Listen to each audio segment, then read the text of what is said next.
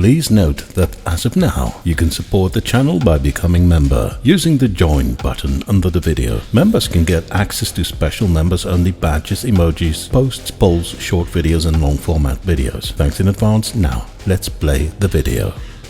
Hello, you wonderful critical thinkers. Today I'm making a response video to no other than everybody's favorite silly Christian, the man calling himself Topics of Religion. I haven't made a video about him for a while, and that was because about a month ago I made a comment under one of his videos asking him a list of questions about things that he had said in his videos. He took time to give me a lengthy response, but that response started with something like, "I have had 3 strokes in the past."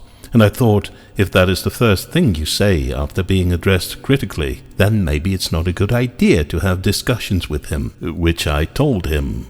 But then he stated that he clearly doesn't want his strokes to be a reason for people not to have discussions with him. He even seemed to be a bit annoyed about it. So I waited for a while and I saw that Topics of Religion keeps uploading massive amounts of videos. There seems to be no health issue on his part that keeps him from being very active on his YouTube channel. So I decided to respond to Topics of Religion again. This time the trigger was a short video he made about the issue of free will. Let's first watch his entire short video. It's only about 40 seconds. His video is called "What is Free Will to an Atheist?" One thing I've never figured out about atheists, and I've never heard an answer to it, is since they don't believe in free will, then what does the word mean? Do you not believe in the actual word free will? Do you not believe in choices and freely choosing what you want to do in your day? You freely choose to go to work or not go to work. You freely choose to follow the laws or not follow the laws. That's all free will by definition. What is your idea then? What does free will mean? Is free will even a real word? Is it just something you just deny the entire word? Is it only denied in religion? Answer that. This is directly to atheists. What is free will in your head? Okay, I think you get the picture now. Now let's focus on the first 7 seconds of that video. One thing I've never figured out about atheists, and I've never heard an answer to it, is since they don't believe in free will, I have heard Topics of Religion say this over and over again in many of his videos. Atheists deny free will. I have no clue what he's talking about. This kinda looks like one of those instances in which Topics of Religion starts off with a wrong premise, and then he builds his entire case upon that mistake. And throughout the years, somehow the refutations of his wrong premise don't reach him, so he keeps making the same fallacious statement over and over again. So let me get the record straight. Atheism has got nothing to do with free will. Atheism only is not believing that a God exists. So atheism makes no claims or has no doctrine or preference about free will. So every time I hear Topics of Religion say atheists deny free will, it seems to me that he is talking nonsense. Maybe he has had discussions with atheists who happen to tell him, "Hey, I don't believe in free will." But then thinking this applies to all atheists is of course a mistake. I'm an atheist.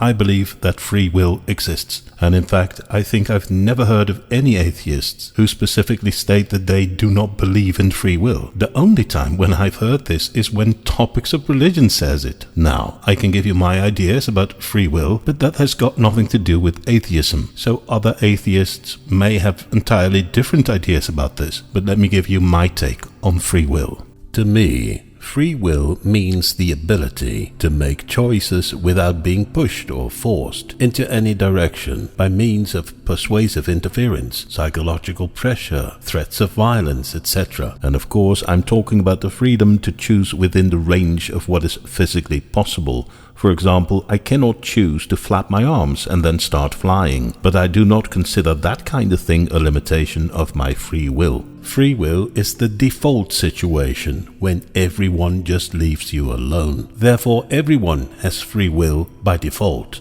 until others attempt to take it away. And that's the point. Free will cannot be given. You already have it from the moment you were born.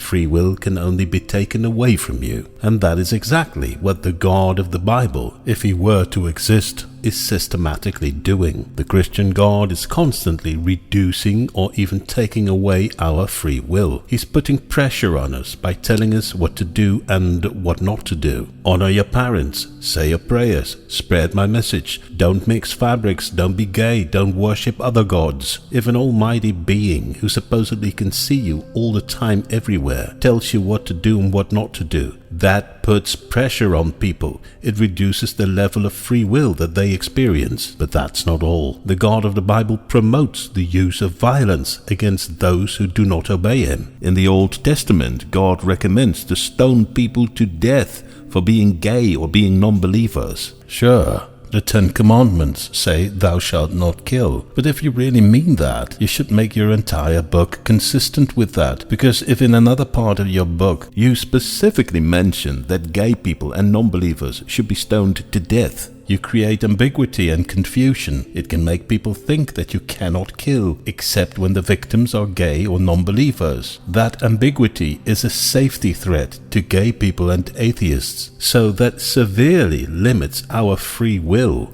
to openly be gay or openly express ourselves as non-believers. But even that is not all. The God of the Bible doesn't stop at telling you what to do and what not to do and normalizing violence against those who disobey his rules. He even created a penalty system to punish those who do not obey him. And the punishment for not being obedient is severe. It is eternal suffering in the lakes of fire. Sanctioning disobedience with a threat of violence is basically extortion, and it drastically limits our free will. If you don't want to experience eternal torture, you better make the choice that you are told to make. But even that is not all. It can always get worse, because if you consistently disobey the God of the Bible, he will drown everyone, including babies, children, and pregnant women, no matter that they never did anything wrong to anyone. If you've been bad, God will murder your entire family, taking away your free will to exist altogether. And even that is not all.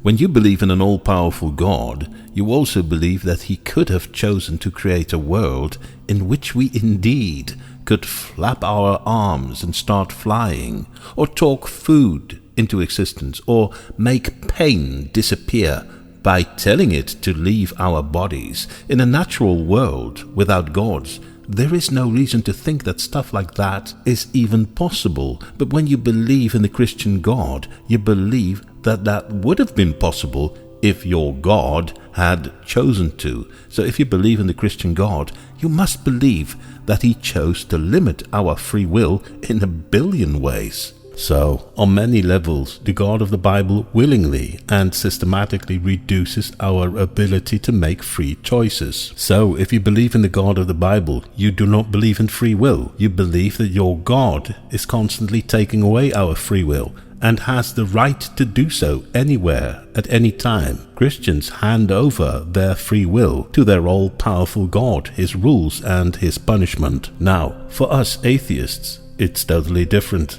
We don't believe that a God exists, so for us, there is no all-powerful being who's in a position to constantly take away our free will. Want to work on Sunday, wearing some mixed fabric clothing? No problem. The choice is yours. There are no penalties for that. There's no almighty being who will punish you for it. You want to love someone who happens to have the same sex as you? No problem, of course. That is nobody's business but your own. What we atheists usually believe in is the power of the law, that we have established ourselves in a democratic society after careful elaboration. From a position of freedom of speech and freedom of thought, we are the owners of the law. We contribute to it, we vote for it, and if we think we need to improve that law, we do it ourselves. Therefore, the effect it has on our free will is very limited. So if you're an atheist, you usually choose for free will. You do not hand over the power of free choice to your God. You leave it where it belongs, in your own hands. You asked what atheists think about free will. Again, free will has got nothing to do with atheism, but we atheists can have an opinion about free will, but it's not the same for all atheists. But I'm an atheist and I told you what I think of free will. Christians don't believe in free will.